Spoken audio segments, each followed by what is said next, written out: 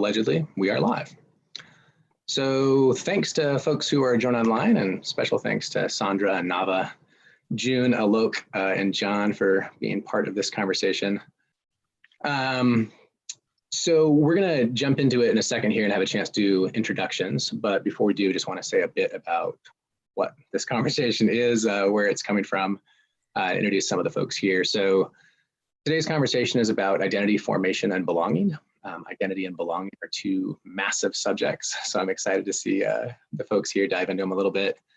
And I'm excited to be joined today by John Johnson. So John is a member of our founding co-design cohort inside Building Belonging, which I'll say more about in a second. He's also a community builder, an entrepreneur, a natural bridge builder, and has one of the coolest titles that I've ever come across. He is an identity architect with an organization he co-founded called A Small Studio.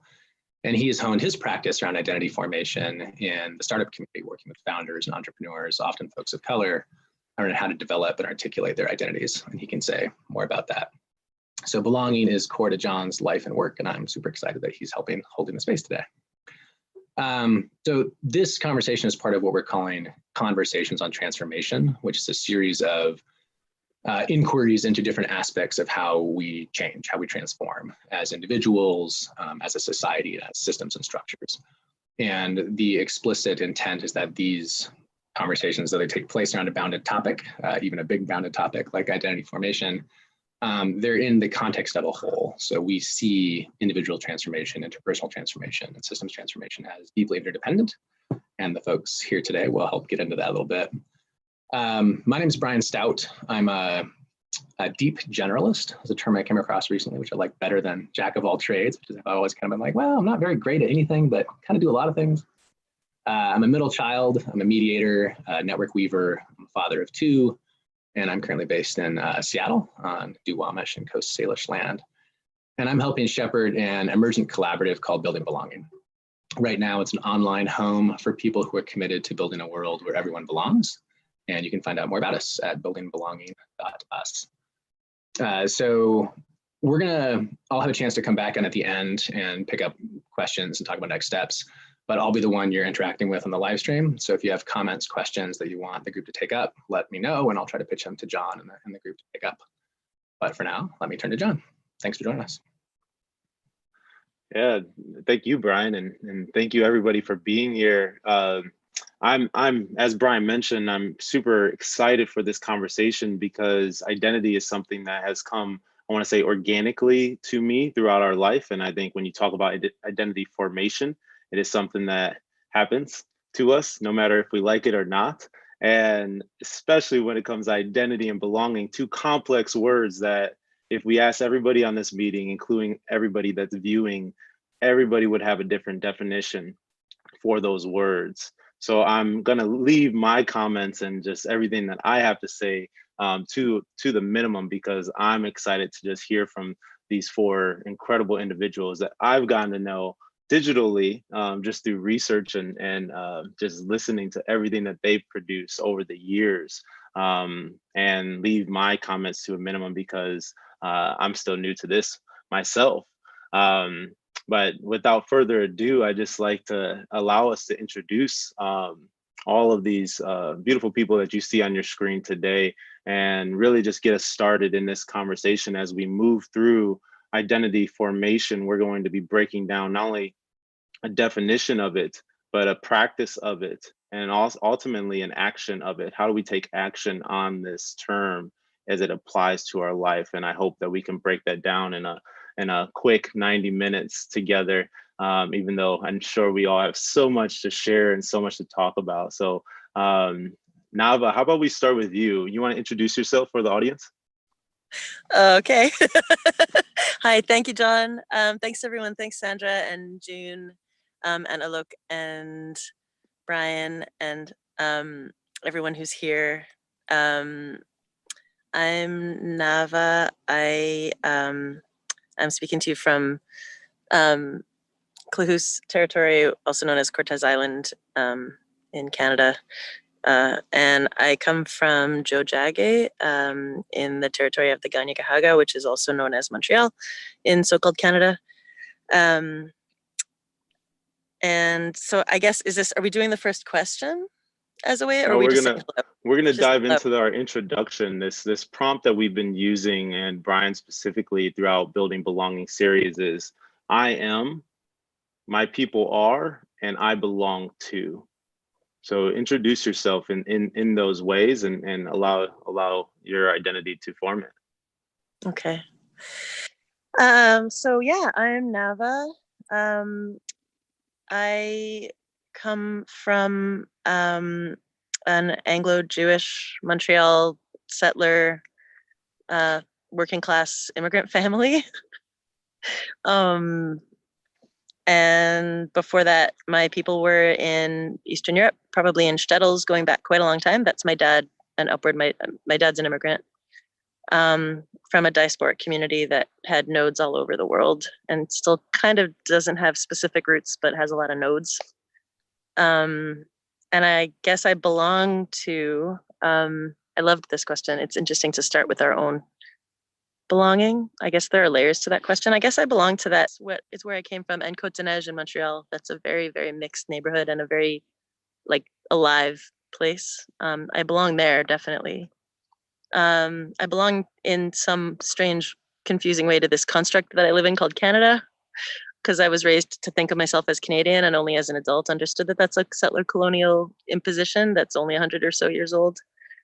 So that's still part of how I relate to the world, and to this kind of idea of multiculturalism from below that can still be used as a form of resistance, even though it's also a colonial structure. And I guess I belong to a few organizing communities in Vancouver and Turtle Island that also work kind of diasporically, that are in these kind of nodes that engage in mutual aid in many different places now, and to a couple of chosen families in addition to my blood family. That's where a lot of my day-to-day strength comes from. And then some writing communities, and now I'm learning what this community is like. So hopefully we'll be cultivating some belonging here. Thanks. Of course, that's what this is all about. Thank you, Nava. I'll go next. I practice this as I'm hosting and make sure that we flow through this. But my name is John Johnson, and I am passionate about building bridges between communities, the people that belong to them, and the problems that they were uniquely created to solve. My people are those creatives who desire to use their identity or the gifts that God has given them to solve problems in the world and bring peace to people's lives. I started a company called A Small Studio, and I actually say that we're a collection of creatives who use their gift of design to bring peace to people's lives. And finally, I belong to a community of creatives, but first and foremost, specifically, I belong to God. Secondly, I belong to my wife. And thirdly, I belong to creatives who actually desire to use their gift, their unique gift, to bring peace to people's lives. And I just continue to repeat that, because if you are using your gift, if you are using who you are uniquely, I feel like I belong to you, because I feel like that's my mission and my calling on this earth, is to support you and help to make sure you craft that gift and use that gift to continue to heal this world in a way that you were uniquely created to heal it. And also, I'm just so pumped to be here with all of you. Sandra, how about you go next? Will do. Thank you for that, and thank you for having me here, Brian and John, and great to meet everybody. And so yeah, I'm Sandra Kim. I'm calling in from the ancestral lands of Piscataway people in Maryland, outside of DC in the United States. And I understand myself as, one of the terms I created jokingly amongst my friends was a mystic for the revolution. And then as time went on, we're like, yeah, that's actually what I'm doing. And I'm known for many different things. One of them is more around being the founder of Everyday Feminism, which is an online magazine that featured a lot of people from different marginalized backgrounds to help people understand how everyday oppression shows up and how to address it with intersectional feminism. And then currently I'm working more on Rebecoming Human is my own platform, where I hold different types of healing spaces and teach about how to heal from internalized depression. But I think those are really just my public offerings. I think for myself, I see really as a lay monastic. In a different lifetime, I would have been probably at a Buddhist monastery, but the world is burning and I'm not going to leave my people behind just because I can go get to that place of deep peace and calmness and love, universal love. And instead it's like, how can I be in the world and be actively cultivating that and be exuding that? So for instance, right now, I realized with the pandemic, my role in it was really just to continue to cultivate my own solidity in this period of great turmoil and crisis, and really being able to be present to what is and care for the stuff, the fear, the anxiety, the anger that's coming up around both what is happening in our world, how our governments are responding to it, and the very deep pain and fear it's tapping into, because we are facing unprecedented times, right?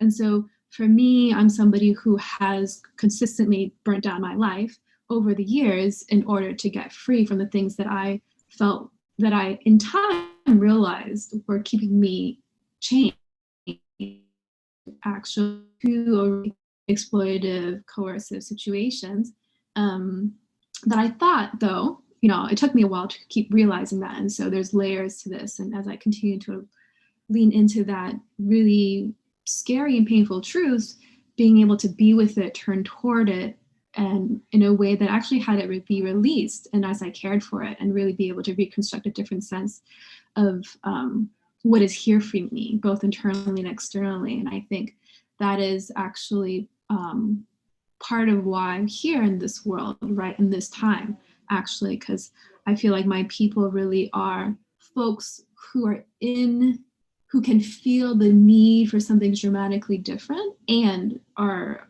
lost, are scared, and want to do it in a way that people aren't going to get hurt, but also the ways that we know how to move through the world are like end up hurting people, right? And so people wanting to find a different way to be with, and I would call that re-becoming human, actually.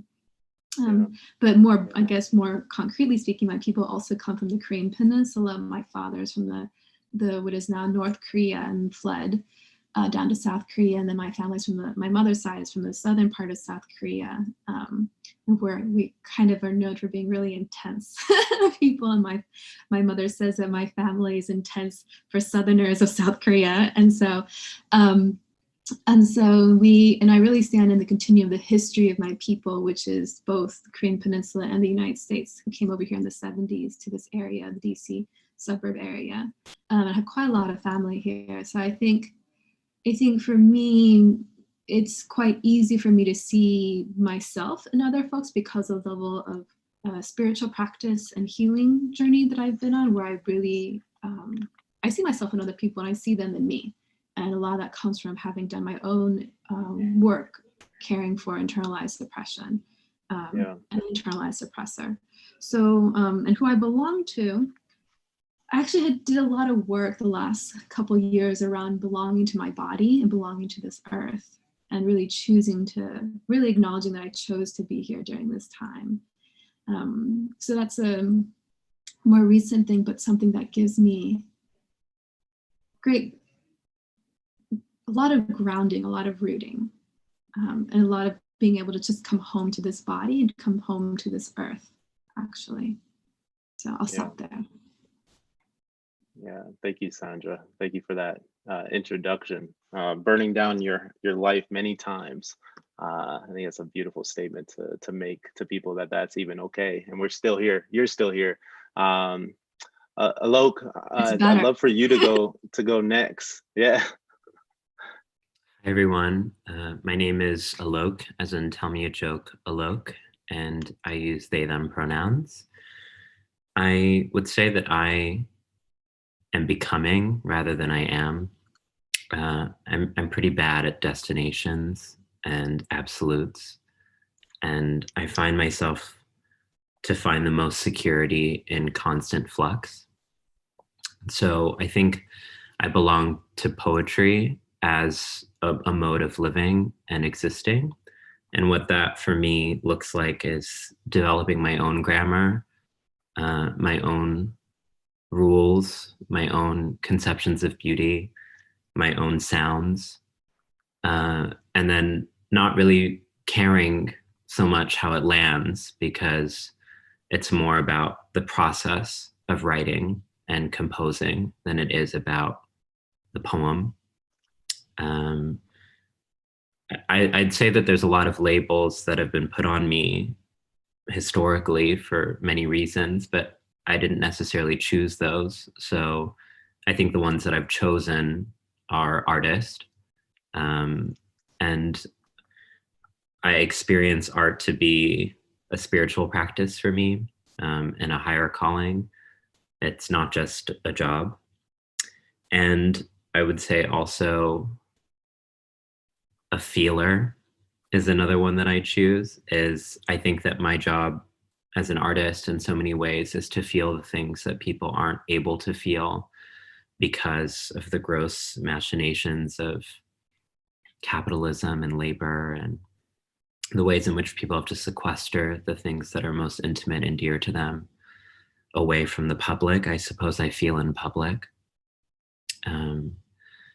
I belong to a legacy of people who were misfits and who were abjected within the abject, and people whose pain was rendered invisible, not because it didn't exist, but because the language wasn't engineered yet.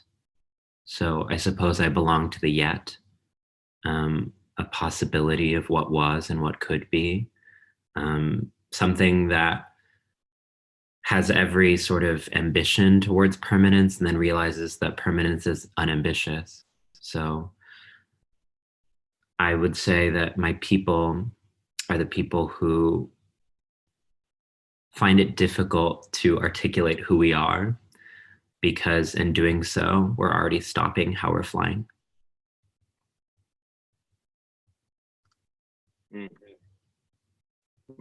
Did you write that, Alok? That No. was beautiful. Just hearing it flow from your mouth, so authentic, so pure, and it's so graceful. Thank you for that, and thank you for sharing from your heart in that way. It's a pleasure. Last but not least, we have June. Would you like to introduce yourself? Sure. Hi, everyone. Thank you so much for allowing me into the sacred container.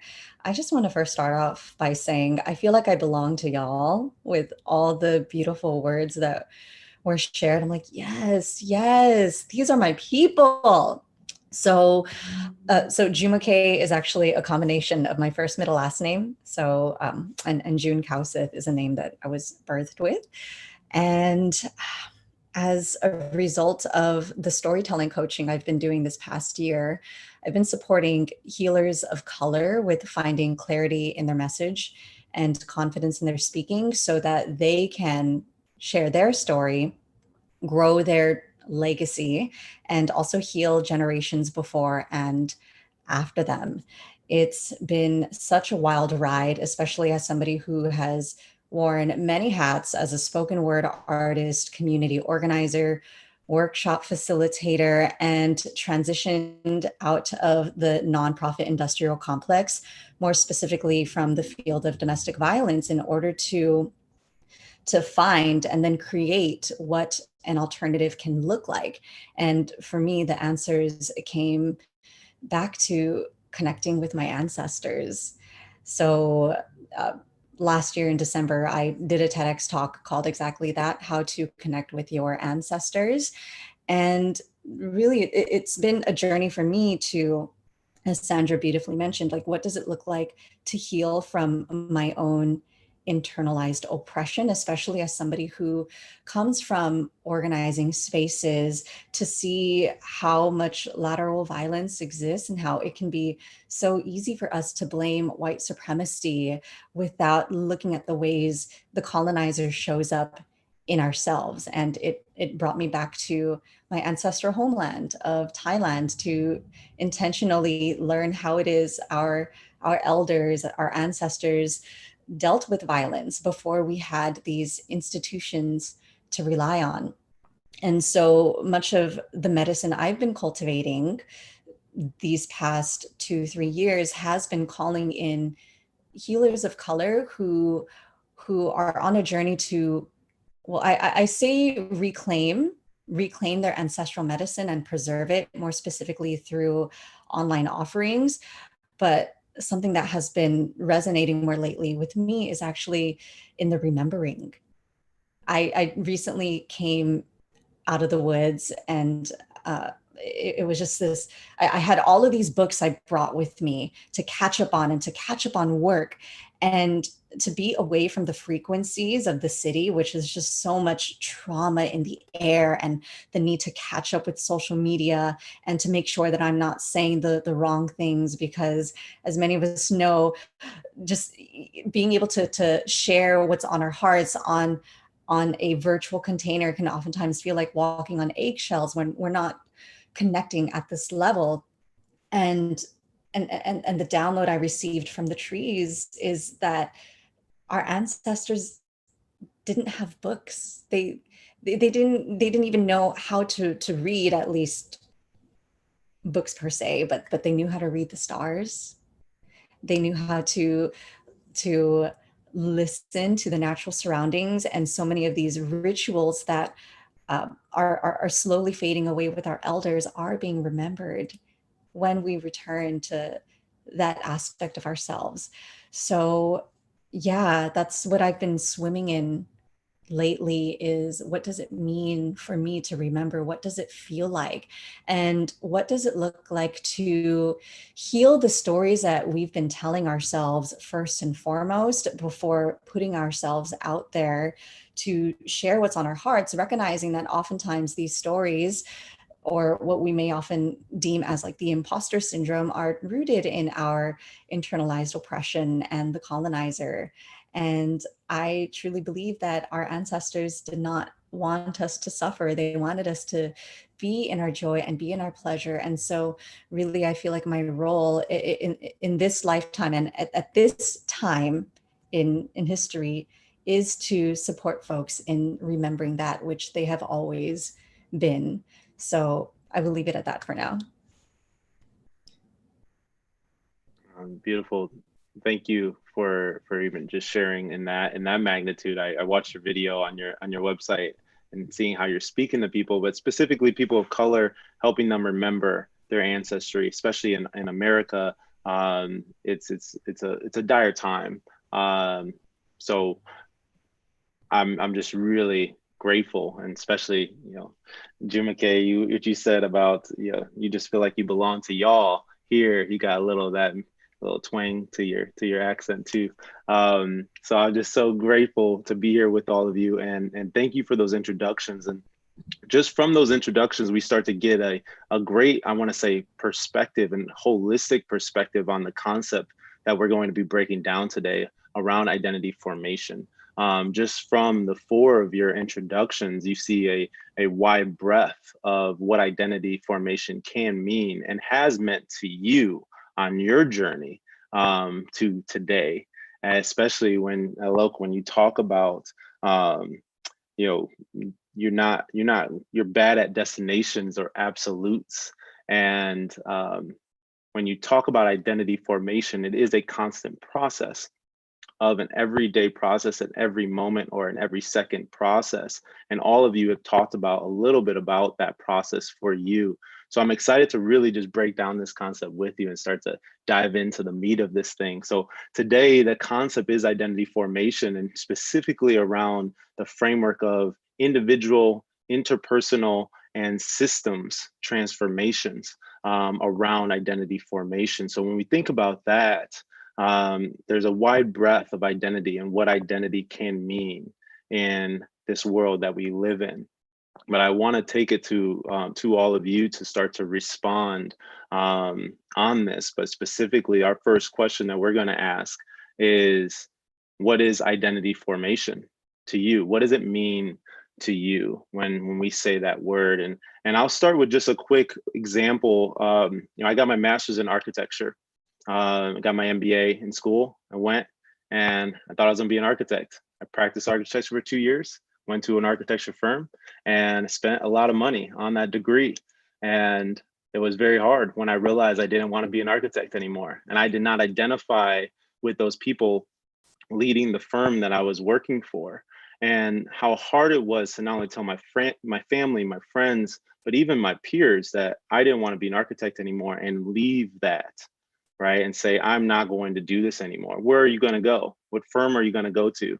And trying to stay in that cycle. And Jumike, you talked about the hustle and bustle of the city and keeping up and making sure that we're checking our feet and we're doing these things. So ultimately it ended up with me back to being able to coin a phrase that's much more authentic to who I am, much more authentic to what I wanted to practice. Rather than building buildings, I'm helping people build their identity or identify and construct their identities. And that's what has ultimately led full circle. But breaking those constructs of what does identity formation mean to you? I just wanted to start with a quick example of my life. I'd love to start with Alok. When you think of identity formation, what does that definition mean to you? And specifically, how do you see it, and why do you feel like this concept is important to transformation of the individual, of interpersonal, or even systems? However you feel led to answer that question, and would love to allow you guys to help me keep this cadence going. Love to spend about three to 4 minutes on this response as we go around, and feel free to hop in after Alok gets us started. Yeah, I'm feeling very on brand in this answer, so I apologize, but I'm quite ambivalent about identity. And let me explain why. So I suppose I've had to do a lot of research to understand how I exist, because the accusation that's being levied at gender nonconforming people like me is that we're some sort of millennial fad, even though we've been around for thousands of years. And so I've had to really understand what it is about colonial gender, which has so thoroughly disappeared the legacy and existence of gender variant people, such that we are seen as just a new phenomenon. And what I found in my research is that actually the history of gender, which is already always a history of race and caste and class, is a history of saying, at least I'm not that. And I was the thing that they were pointing to when they said, at least I'm not that. That actually, when you look at the emergence of the category woman, the emergence of the category man, the emergence of the category gay, the emergence of the category transgender, there was always a moment in history where they pointed at the abject gender nonconforming people and said, at least we are not that. We became the fodder for failed gender, which was already failed civilization, which was already degeneracy, because people forget that the gender binary was not actually a biological fact. It was a civilizational achievement of colonization. It was something that had to be cultivated in the civilized, quote, from eugenics, as a way to show how they've overcome the legacies of, quote, primitivity. And so gender nonconforming people became associated with that kind of primitivity. We became associated with a kind of reckless, self-indulgent adornment that was irrational and of the past. And that contemporary feminism, contemporary trans politics, contemporary gay rights all had their moments of departure.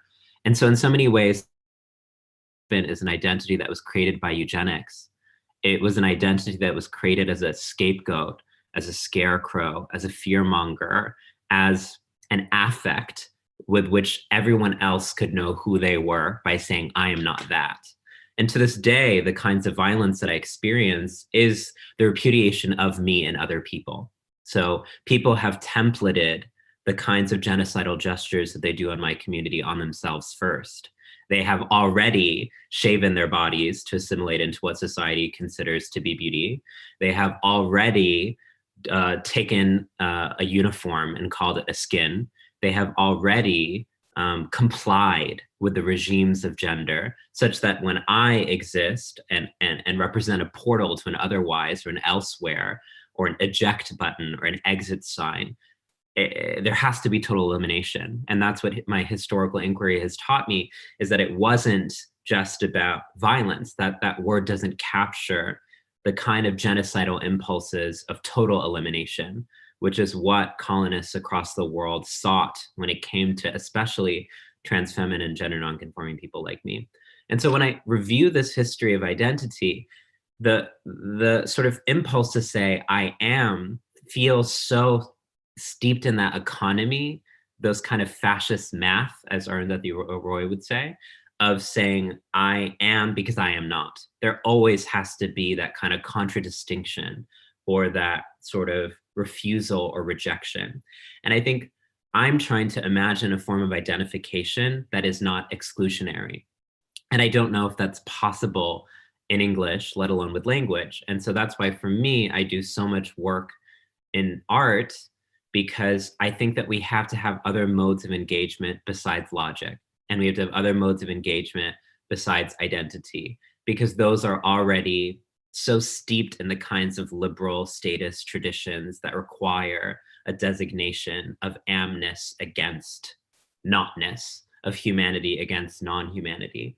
And so I think that my becoming into identity is actually kind of a refusal of identity. And I think that that's really difficult, because so many times people will say, are you a man or a woman? And I say no, because I think the best questions are the best answers, the ones that disarticulate the question to begin with. The presumption that I should have to be a man or woman. But then we're in this moment right now where non-binary, it was Non-Binary Awareness Week last week, has become calcified as yet another identity, when so many of us were actually trying to escape the logics of identity. And we were actually trying to say, who I am as a person is so distinct and particular. Any attempt to eclipse me as part of this larger community will obfuscate the parts of me that make me glimmer the most. And so I just noticed that identity will always require a kind of effacing of our multifaceted surfaces. And I believe fundamentally that my job as a poet is to insist on the complexity of every smooth surface, and to say that there are jagged edges here, and to say that every single person has millions of facets. And to make a person one-dimensional is a form of epistemic, spiritual necrosis, death, that actually each person has to be able to have devotion to every surface.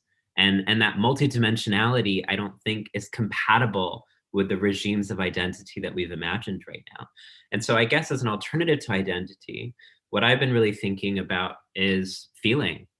And I think that there's a reason why feelings are associated with immaturity, with people with disabilities, with women, with all these people who have seen as not rational. I'm just not really interested in being rational. I'm interested in being honest. And what honesty looks like for me is an acceptance of my ignorance over my identification. So rather than saying I am, it's I don't know who I am. Rather than saying I know, it's I don't know what the fuck I'm doing. And that's not actually a failure, that's an invitation, because it's actually an opening for a way of relating for one another that is mutually co-constituting. It's about reimagining things like a broken heart, not as lack or absence, but as aperture and opening, saying, hey, I'm broken, but that means there's space in here. Come and hang out. Let's figure it out together. And so what I'm trying to stage in my performance life, which there's really no distinction between being on stage and living for me, they're all performative, it's actually a kind of constant endurance art piece of saying, I don't know. And I'm lost and I'm hurt and I'm scared and I'm ignorant and I'm foolish and I'm naive and I'm complicit and I'm terrified and I'm lonely. And therefore, that means that I need you. And I think neediness is something that is part of my belonging journey, is a refusal of saying, like, I figured it out because I have it. To say I don't know is something that's very hard for many people. I don't know who I am, and that's okay. I don't know who you are. to hold that posture, I don't know, is something that is very unique to find, because we have been brainwashed and put into the box that we should know. If you don't know, then you're stupid. If you don't know, you're behind. If you don't know, then you're weak. And I love that posture to hold is I don't know. Thank you for that. Who wants to continue on that message?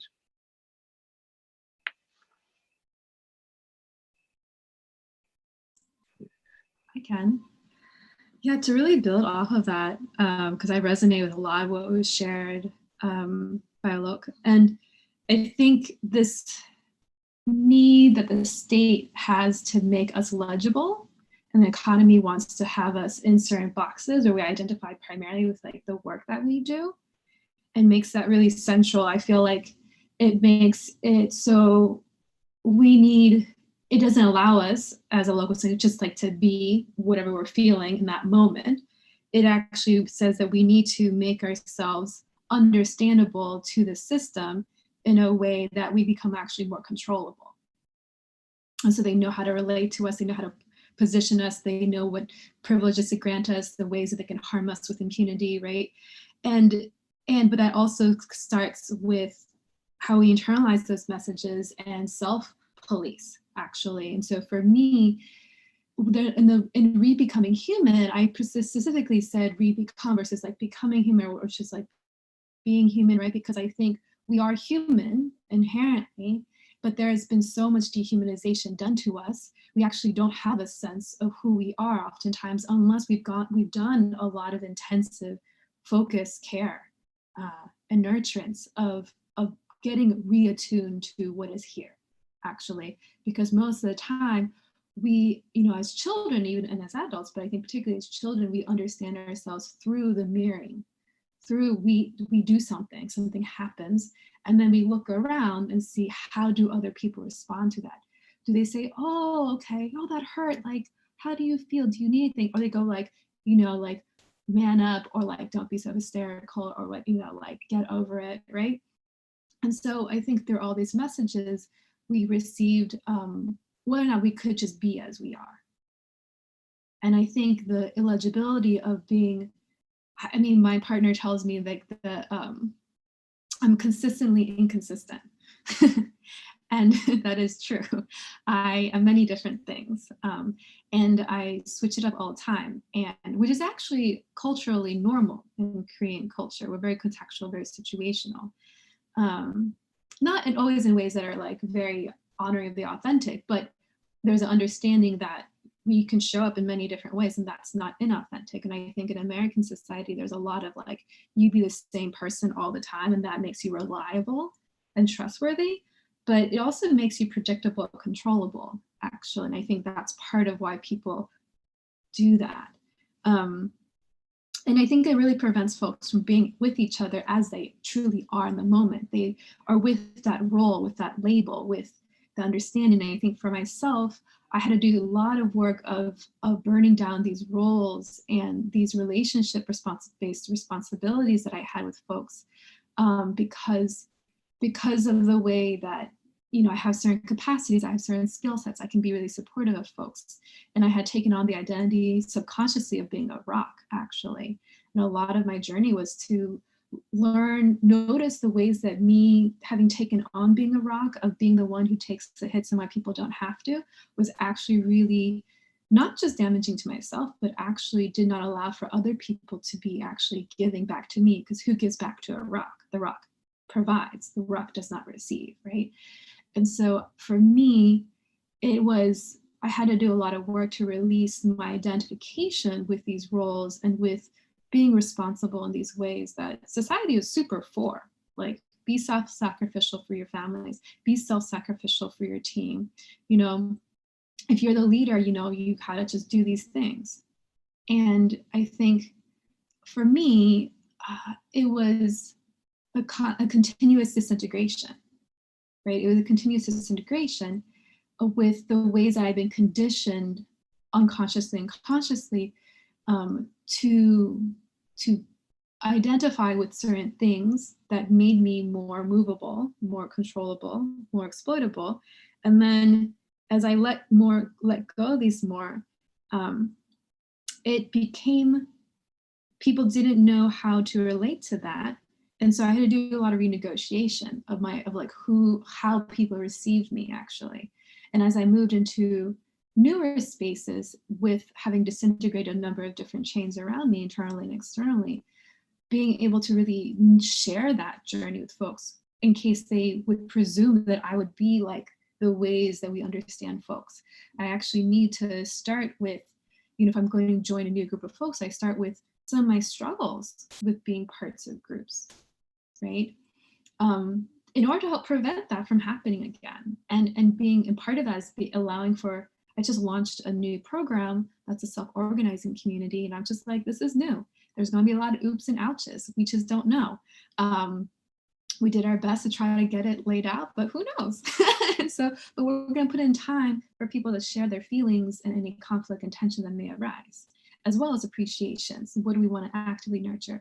So I think allowing ourselves to slow down, to actually be attuned in those ways and then share with other folks is something that our economic system doesn't allow for. They want us just to be constantly working, constantly producing, constantly going. And I think that's in part because it helps us repress our true feelings, our true selves in that moment, and to be illegible to the system. And I think there's something happening right now with the pandemic that all these things are being come into question. Like, what does work mean now? What are different ways we can get our basic needs met that's not actually through work? What do relationships mean now? What does space mean now? What does time mean now, right? What does government now? Like, what does policing mean now? And all these things that we thought would keep ourselves safe, they're crumbling. They're not functional. That's really true. And so how do we center our own safety? What does that look like? And I think this can only really be done in community. And yet we have a lot of baggage about being in community. It can be really scary. We straight up just don't know. We just don't know because it doesn't live in our bodies. And I'm really fortunate that I have a lot of communal collectivist energy because I come from a family that came over to the US pre-industrialization. Korea was more industrializing in the 70s, 80s. My family came in the 70s actually to this country. So I have a lot of, once again, communal collective practices are not necessarily not coercive.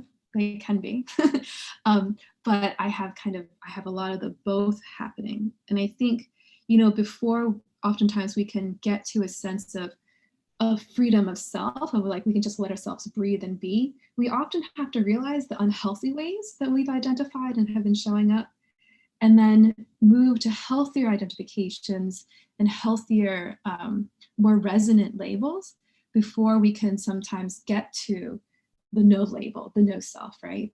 Where we just are, and that we inter-are with other people actually. And I think creating community spaces where that is nurtured and supported, where folks can flail and that's okay, where people cannot know and that's okay. Proactively naming that we can be in conflict and that be okay. People can have caused harm. Not that that's okay, right? It's not that it's acceptable, but that it happens and we have ways to name that, acknowledge the impact and tend to it. And that is super important. Yeah. Well, I'm gonna stay quiet so that others can get in here on this question. Love to make sure that we get through this question of definition so that we can guide the conversation from there. But starting with the definition and how you see that perspective, I think is important. So I'd love to hear from Nava and Jumoke. So who wants to go next? Whew, I'm just an exhale of relief, especially Alok, as you were sharing about accepting my own ignorance, because I feel like identity is something that is constantly going to shift throughout our lifetime. Who I was yesterday has shifted from who I am today, and it's going to change tomorrow. And I feel like so much of the suffering we carry in our bodies is because of our attachment to who it is we think we're supposed to be. And also, I've also been leaning into how so many of us have identified so strongly with our oppression that we have yet to feel in our body what an alternative can look like. I feel like the biggest FU to the system is to show up as opposite of what it is they want from us. They want us to be angry, sick, tired, fighting against each other. And I feel one of the challenges with that is not bypassing the uncomfortable work that needs to be done before we're able to get to this place of feeling like we belong, or unity, or leaning into the love and the light, because there's just that cannot exist without us going into those dark areas. That is where the beauty and the metamorphosis comes into play, and it's where we discover new parts of ourselves. And I also wanted to address community accountability, not going too deep into it, but as somebody who has explored transformative justice, I feel like whenever we talk about community accountability, it only tends to happen in the context of someone who's done harm. You've done harm to me, and therefore there needs to be some sort of accountability. We need to have some circle.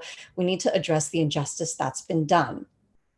And what would it look like for us to actually create community containers where accountability looked like, look, I love and care about you so deeply that you may not have realized the harm that you've caused, but I'm calling you in to hold you up to this higher version of yourself, the love that you have forgotten. And for me, that's where I feel my identity has shifted so much, as Sandra was saying, as somebody who wanted to be essentially the safe space and the rock for everyone, to the point where when I came out of domestic violence, being on crisis hotline, suddenly like, okay, we're not going to deal with these institutions. If there's conflict that happens, my phone is open, until I'm getting calls at 2:00 in the morning from people who do not know how to regulate themselves, how to have a healthy relationship with themselves first and foremost. And so a lot of that has also been me, I don't know if like burning resonates with me, but needing to not feel like I belong to everybody.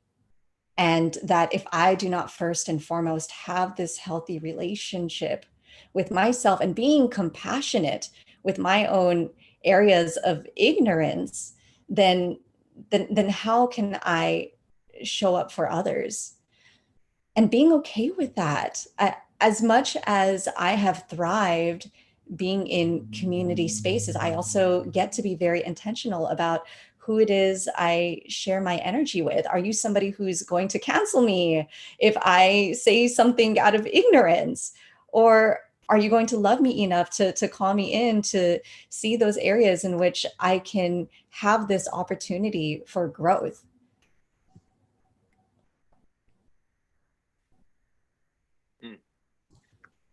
I want to say something because Alok, you touched on this at the beginning. I am instantly, you just transcended that phrase, that introduction. Eckhart Tolle talks about I am as the ego, right? And it seems like all of you are starting to discuss this idea of ego, which really is those statements of I am Black, I am white, I am rich, I am poor, I am a woman, I am this label, I am that label, I am that label. It's when you start to identify with labels, you start to build an identity around that label, which makes also your identity fickle and at the hands of whoever you may be with or in community with sometimes. And it's just beautiful to see all of you navigate this statement. I want to say that we put that in there as a trick question for all of you to see what you would do. But I'd be lying. But it's so beautiful how it came to be as we start with this and see how you deconstruct the I am statement, or you deconstruct identity and start to reconstruct it through your own life and through your own experiences. So it's a beautiful, beautiful sentiment, and just a beautiful reality that we're sitting in right now. Nava, you get to round out this first question of identity formation definition for you. So give it to us, and then I'm gonna flow this conversation from here. Oh, wow. I'm grateful for everything that people are saying. There are too many things that I was resonating with when people were talking that I wouldn't even know where to start. So some of them hopefully will come up, because I had some ideas in advance, but I would rather kind of talk from this moment with these folks that are here, because so many of the things you're saying are so incredible. So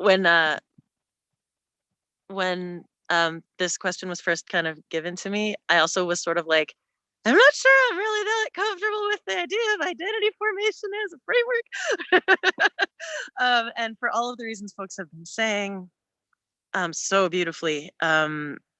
For me, the other one that came up was that, I think of identity formation, and my first thought is like, there's this documentary about Edward Bernays online on YouTube that's called The Century of the Self, and it has all these scenes of when like marketing companies first started convincing people that they should express their identities through their clothing, through buying shit.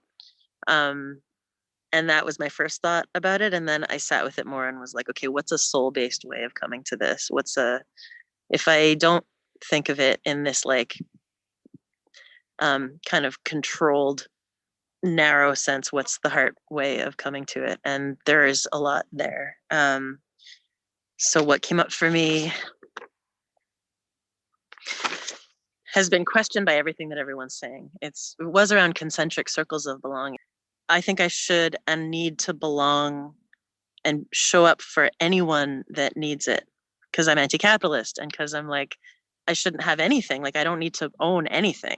And I've for years been like, if a conflict is occurring in a community and people ask me to help, then of course I have to help, because I deeply, deeply believe, and also was raised collectively, even though we weren't taking care of our bodies, I was raised in a big extended immigrant family with like 60 or 70 people in it. And the smallest group of that was 10 people in my house. And everyone, whatever was there was shared. You know what I mean? And there's a sense of like unbreakable belonging. Like, we're going to treat each other badly, but we're family, so we'll keep talking. You know? And it was authoritarian and patriarchal, and all this horrible stuff was happening. But the idea of canceling each other was like not a thing you could think. Like, it didn't exist as like, and that was my upbringing. And so those are my values. And very, very deep. And when I understood how quickly people are like, you said something wrong, now you're dead to me, I was just like, wait, why? And so I've gone so far in where, like, once we're operating in a digital relationships, I loved what was it, June? I think you said, I have to, or maybe it was Sandra. I don't know. It was like, who do I belong to? And I have to first, I've learned in this world, in this culture here, that atomizes and disconnects everyone from everyone else and makes everyone kind of this interchangeable commodity. I have to first figure out who I'm committing to. And only there do I give the fullness of like, there is nothing you could do that would break this relationship. And I will show up and we'll push each other and challenge each other. And I think I didn't mention at the beginning, I wrote this book under a pen name called Turn This World Inside Out. And it's all about this. It's all about how do we have relationships that are durable over time, that are not fake, that are not superficial, that are not. And I loved, Alok, I don't even have words for everything you've shared. You have such a gift. It's so incredibly brilliant. And I loved that what everyone I feel like here is doing is like, instead of trying to be this box that we have then decided we are, other people have decided we are, and that we have to stay it, that we can be with each other in the present and fully know one another and bring out each other's gifts or each other's true self. That, I guess, is the core of it for me. Yeah. Thanks. Thank you for sharing and articulating all of everybody's perspectives, Nava, and also once again joining us from the beach, which I love your presence and your energy that you're bringing in here. so much has gone on, as we all have repeated, and I want to shift the conversation because all of you have already started to dive into our second question that we had prepared, which is around practice, right? How does this look in practice? How do we actually do it? But all of you have already discussed your life and the journey that you've been on. I would love to dive into a very specific point. Can you articulate, or anyone here articulate, that moment of transformation, or that moment when the light bulb, and for lack of better words, maybe came on, that may have broken the shackles of the oppression that all of you have talked about, the pain, the violence, the discrimination. Every single one of us has talked about these words. Does anyone, can you articulate that moment that happened for you, and how that obviously shifted the way that you think, or the way that you are being presently?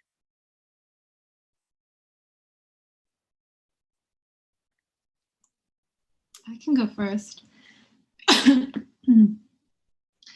So, as I mentioned earlier, I've been on this perpetual relearning, deeper learning around not being a rock. And earlier on, it was around things that were more obvious, right? Being with folks who are emotionally abusive, controlling, being exploitative situations at work, things like this. And but as I move through that, getting to places that are more socially, socially encouraged. And I remember being in this moment where I really realized the impact of being a rock, actually, and talking with my cousin specifically. I was visiting New York, and talking to her and asking her, so, because I noticed when I was visiting her, she made a point to like do little things for me, which is actually quite common. She was always doing that for folks, but not usually directed toward me. And it was, I just looked at her and I was like, do I make you just somebody who has nothing to give to me? And she didn't say anything in response, which means yes, right? And I really sat with that, how much I give and how that prevents people from giving back to me, and me over giving from an increasingly empty well, right?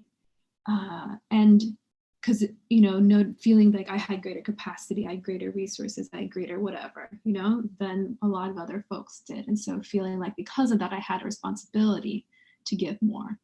But as I sat with that,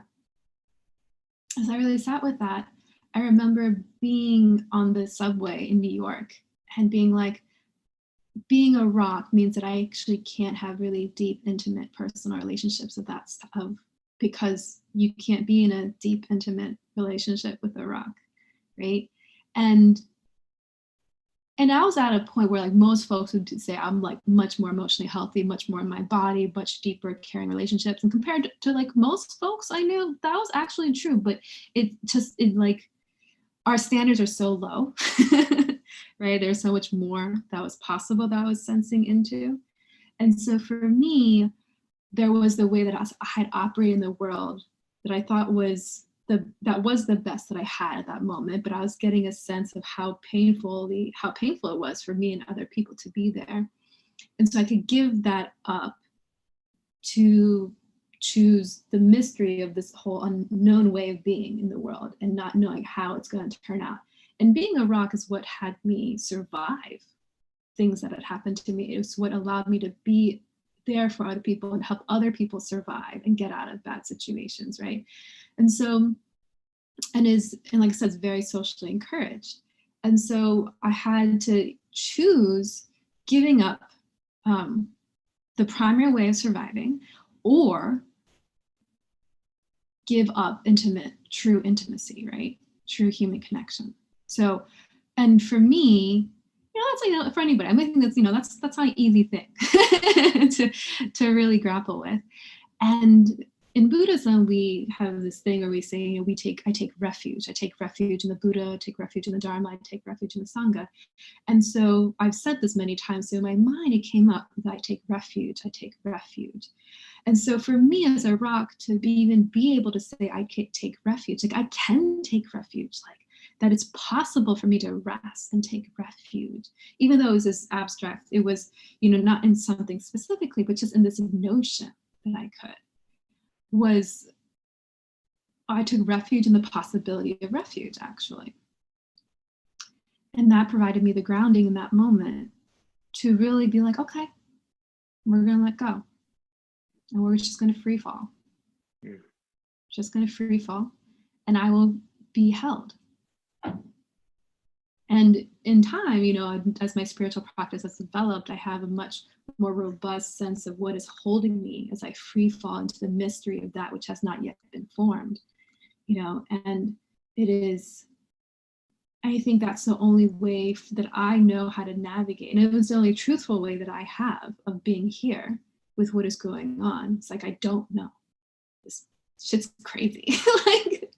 And okay, the belief that we have to know, the belief that we have to be like stuck somewhere and like know the way, have a plan and all that stuff. It's like, no, we're actually just free falling.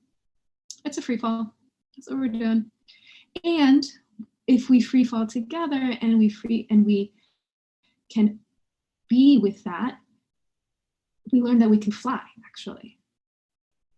So that is one story, and I'll stop that. Yeah, thank you, Sandra, for that. In my workshop, I always do my best to let people know that I'm not going to define words for them, because we all have our own definitions of words. And by me defining a word, it's me projecting my identity or my perspective on you. So Sandra, when you talked about refuge, what a powerful statement, what a powerful moment in your life, refuge and what refuge means to you. Definition of refuge, a condition or being safe or sheltered from pursuit, danger, or trouble, finding peace maybe in that refuge, like saying that it's okay for me to find refuge in refuge, right? Like it's beautiful. So it continues to go around in circle of what is our definition, what is our perspective, and how important is that to identity formation? We all have a different identity. We all are different, and it's okay to be different. That's the beauty of it. But once we realize that it's okay and we don't know what it is, then you find that peace. And Sandra, that's a beautiful story around that. I'm gonna let others chime in here. I just want to give a time check.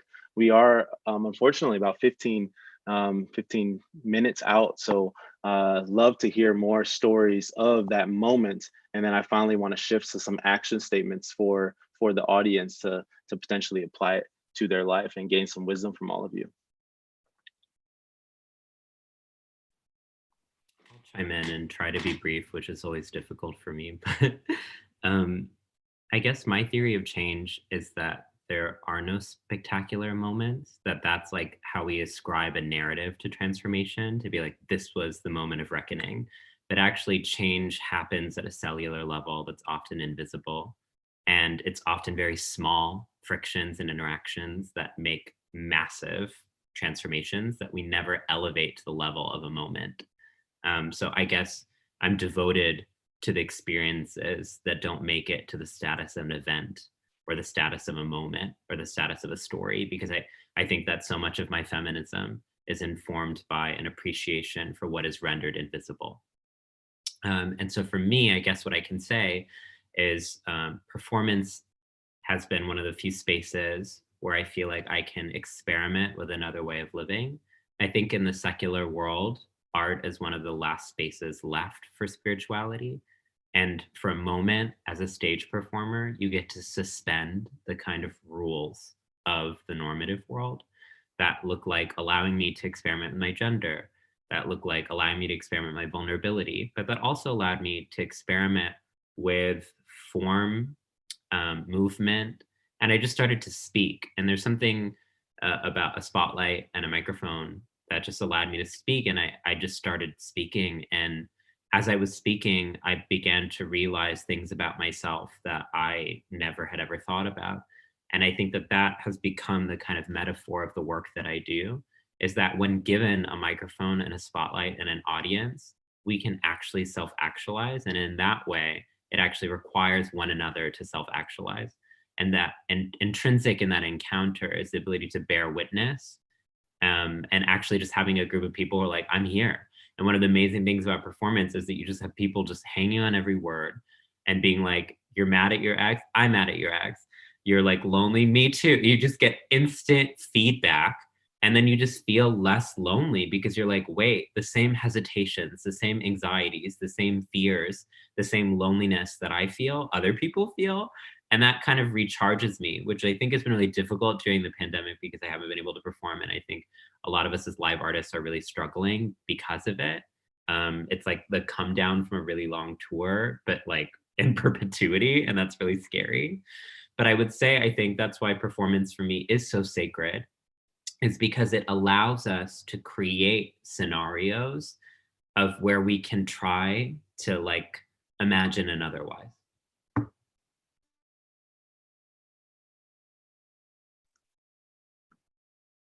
Say it, Alok. Say it. We talked about recently, don't make it a moment, make it a movement. And moments are just a compilation and a composition of movements throughout your life, your journey, what we've been breaking down. It's no coincidence that identity formation has led to us all just talking about our journeys and just who we are, because really that's all we can talk about ever, is who we are or what we've experienced. I always say that our journeys are an experience, and those experiences help to make up who we are right now in this moment and what we can offer to others in that moment. That's it. Those experiences that we've lived. And you say artistry is just the only form of spirituality left. Right now I'm reading Julia Cameron's book, The Artist's Way, and it's completely changed my life. Highly recommend it to anybody that is attempting to unlock their creativity or unlock their inner child. It's a beautiful book, and she breaks down spirituality in a way that I've never heard or even understand, especially being somebody that believes in God and that believes in Jesus Christ. I do my best to not isolate people through my faith and through what I believe, but instead just live life as an art form. And one of the beautiful things that I've heard today is something that was talked about by one of my favorite authors. He said that a lot of our prophets, they say that the only thing that they excluded was exclusion itself.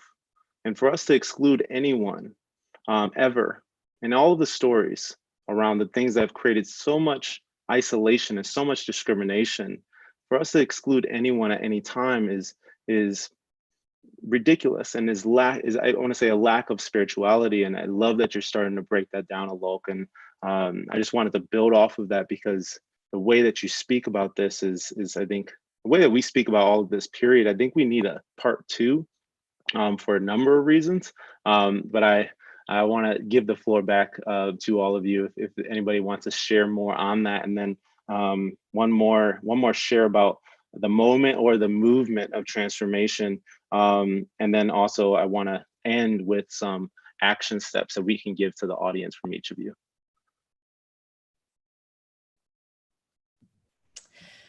So I think about art as ritual.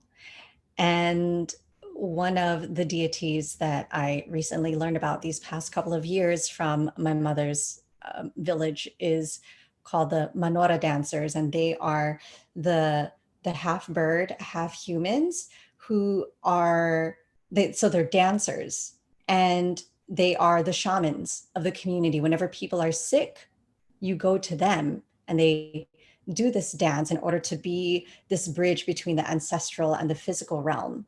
And so I feel like whenever we speak of art, it often is in the form of commodification, but for us to return back to why it is we had arts in the first place, they were the healers, they were the storytellers, they were the ones who helped us to remember. And and somebody asked a question in the chat about identifying with beyond human systems, and a book that really opened up my eyes to look at what liberation looks like beyond just attempting to intellectualize our way out of it is by reconnecting with the cosmos. So it's a book by Barbara Holmes called Race and the Cosmos. So something to dig deeper into in how it is that we can also connect with our ancestors who are not just of human form, not just of our blood lineage, but our chosen ancestors in the plants and the natural elements around us, in our breath, the simplest and quickest way to reconnect with our ancestors. And so with implementation, well, first a brief story. So of course, many moments that have compounded into the beliefs that I carry today, also with the awareness that they will shift, and they are shifting in conversations like this. When I was completing my yoga teacher training, I couldn't go to my final retreat because I had become so sick after leaving the nonprofit world. It was as if all of the stories I had been carrying of the survivors, as well as my own sexual trauma, started to physiologically resurface in my body because I had been in this constant state of fight my whole life, that then my body was forcing me to rest. And I felt so much resistance to it. And when I went to the doctors told me whatever was happening in my body would naturally dissipate, even though it was the worst feeling I had experienced in my life. Like I felt like I was going to die. And less than a week later, that's exactly what happened. It just dissipated. So then I needed to go to another yoga retreat, which unfortunately was not going to be with the communities of color that I felt safe in. And I was only one of the only people of color in this space, and to hear so many of the microaggressions that were happening around me, but to not have anybody to vent to, really tested my resilience in the way that I would respond. Am I going to react? Or am I just going to use this moment to observe how much emotional labor do I want to put into actually educating? So then 2 weeks later, I went to a people of color Sangha. And as we're sitting together talking about healing and transformation, a lot of the dialogue ended up turning into, you said something that was problematic or harmful, and I don't feel safe in this space. And I was just reflecting on what my experience was like 2 weeks prior to that, and how safe I felt already just being in a room full of other communities of color, and yet so much of the healing that needed to happen before we can actually sit and bravely share what was on our hearts without judgment. And so I feel like with implementation and what that alternative can look like is, what does it look like to communicate beyond words?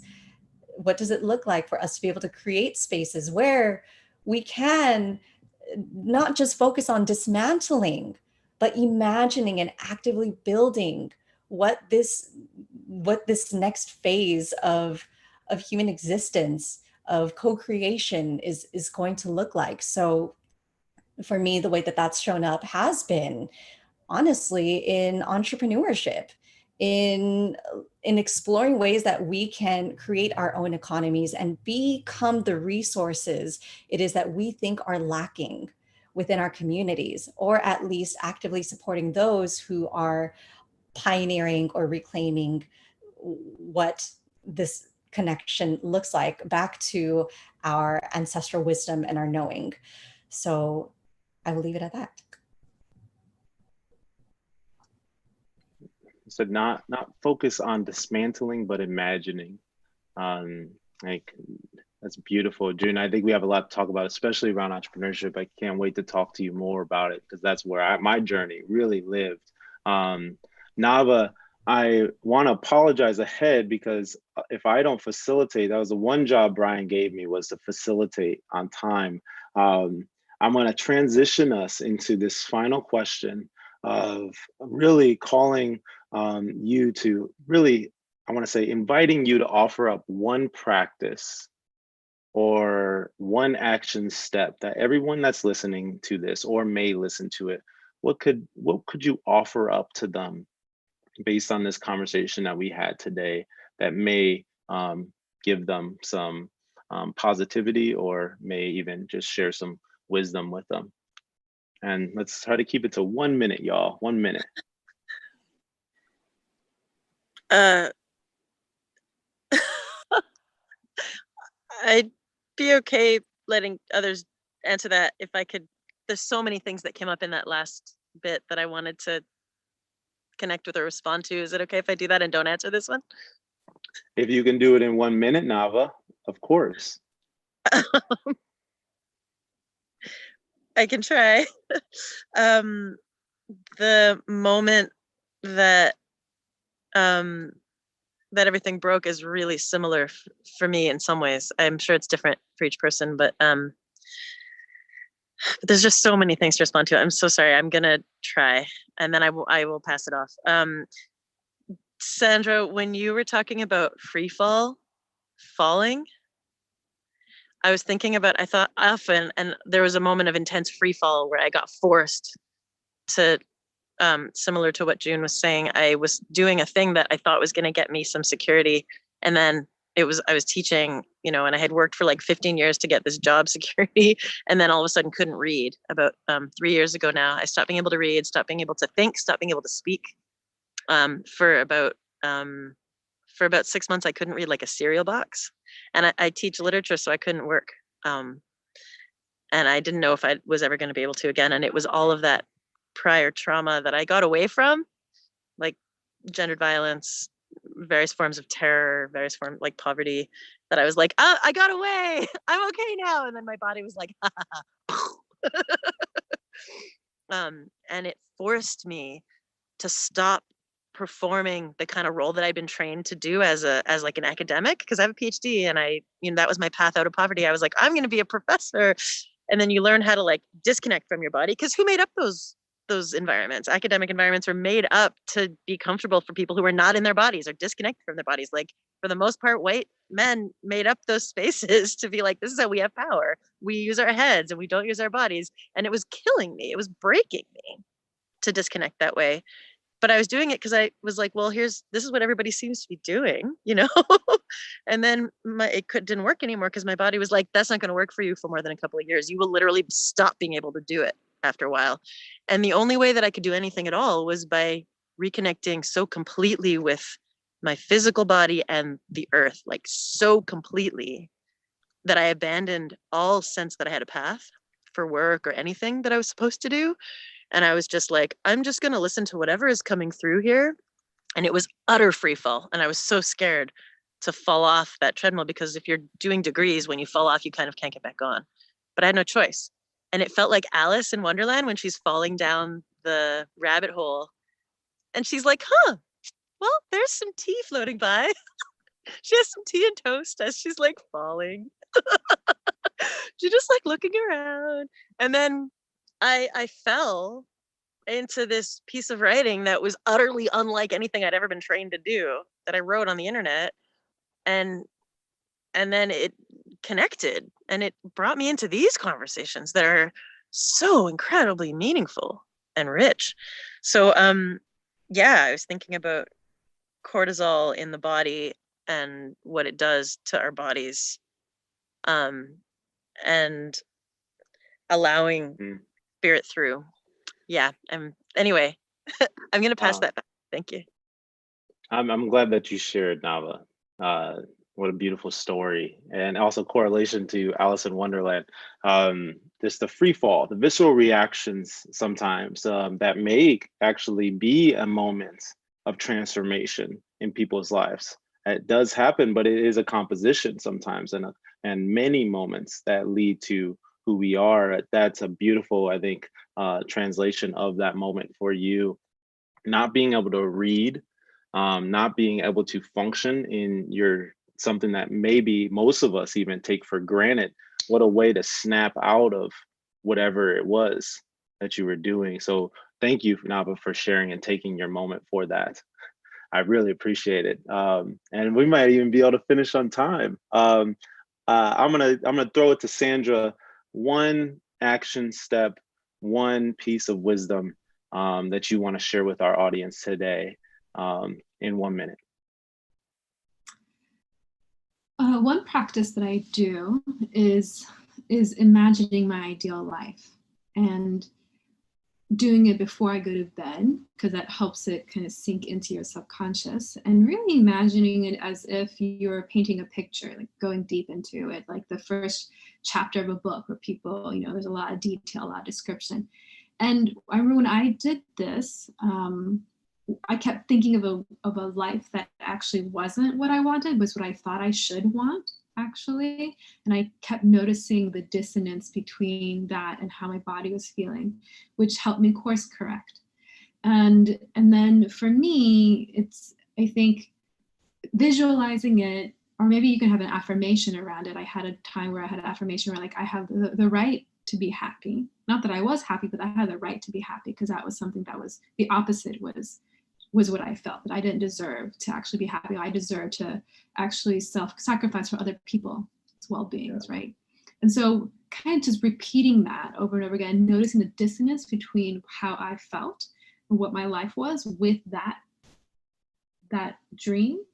Not in a way that I was like grasping, trying to make it happen, but actually just like letting that energy slowly grow inside my body and asking for support. So whether that is from, from your friends and family, or it can be from spirit or God, or from the earth or your ancestors, or however, whatever your cosmology is, asking for support to help you, because I don't believe that we're alone in trying to do this. And that has actually been most impactful practices that I have is really visualizing it, seeing myself in it before I go to bed, and then feeling that in my body and asking in for support. And then letting the next day happen as it will, actually. Just letting the energy flow forward and not trying to contort and make myself fit in or do anything, but actually letting myself simply breathe and be into that moment. And then it inevitably was much more useful, I guess, than not. But you can't be attached to it actually being like that. You gotta really just let it breathe and be. Breathe and be. Perfect. Alok, you got the floor. 1 minute. I would say refuse the temptation to desensitize yourself to your own suffering, because I think that when people disassociate and numb themselves from their own pain, they're unable to experience the pain of other people. And I see so much right now, this moment, as like a collective disassociation. But that I just wonder what kind of harm that's going to wreak for us in the years to come, because we're not actually feeling the extent of the tyranny and the terror around us.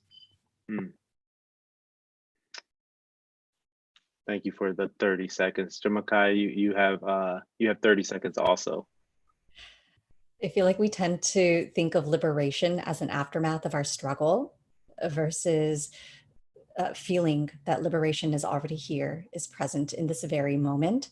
And one of the simple practices that I like to do, in addition to what many of you have shared, is through tending to my altar. Tending to my altar, treating it like a living plant, not just as a centerpiece, calling in an ancestor, and gifting it an offering, whether it's water or a stone. But most importantly, the most important altar to take care of first and foremost is ourselves and our bodies. So if we are not tending to this, then none of the other rituals and practices matter. Wisdom from all of you, for all of you. Thank you for being here and just being present with us and sharing space with us today. Just thank you. And that's all I have to say. It's been an honor and a pleasure just to even facilitate this conversation to the best of my ability. Brian, I'm gonna pass it back over to you. I have empathy for John and for everyone. It's a cruel tease to tiptoe into so much depth here, and just like, I have the luxury of being off screen and kind of typing my notes and resonating with what you all are saying. So thanks for the gifts that you all brought to this room. And I actually just wanted maybe to close with June's offering there around liberation is, kind of tying back to how Alok started. It's not a destination, right? It's a thing we embody and bring into being every day.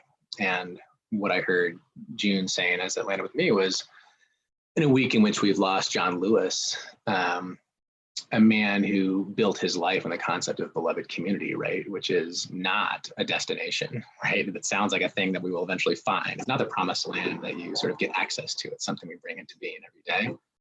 And I think, you know, the through line I heard in all of your comments there at the end is the power of embodiment. I really sort of, you know, Alok talked about refusing to desensitize, you know, Sandra talked about sort of tuning in. And Nava was that was sort of the core epiphany, right? You have to let yourself feel. And, you know, we all are brought up, and I really resonate with Resmaa Menakem's work around white body supremacy. We're all brought into this world, right? No matter where you are in it. And for those of us who are closer to dominant culture, I'm speaking here as a cisgender white man, I also resonate really deeply with Sandra's comments around holding space for others. But if you do that, it's hard to connect to a rock, right? And so I totally resonate with that notion. And I appreciate the invitation from Alok to kind of like, what if we all could hold space for ourselves and have that empathy in order to have that be a portal to connection with others? So maybe that's an invitation to continue these conversations for folks in the live stream. We'll have another one on Thursday on bridging with John Powell and Valerie Kaur and Lucas Johnson, which should be an incredible conversation that'll be facilitated by one of our colleagues, a woman named Monica Guzman. We'll also be posting some readouts of this on Medium. Invite everyone on the call here, Sandra, John, Chian, Alok, and Nava to comment there as well. And we'll be in touch about how do we carry this forward. I think I resonate with this notion of like, we are leaning collectively into uncertainty and doing the best we can in this moment, sort of catalyze these connections and think about what can come of it. And I feel so much sort of energy and connection to the folks here in the call, and I'm watching the live stream. We have folks from Sweden and the UK and the Netherlands, and it's just neat to see people grappling together. So I hope we have more opportunities to do that. So I'm going to stop the live stream here.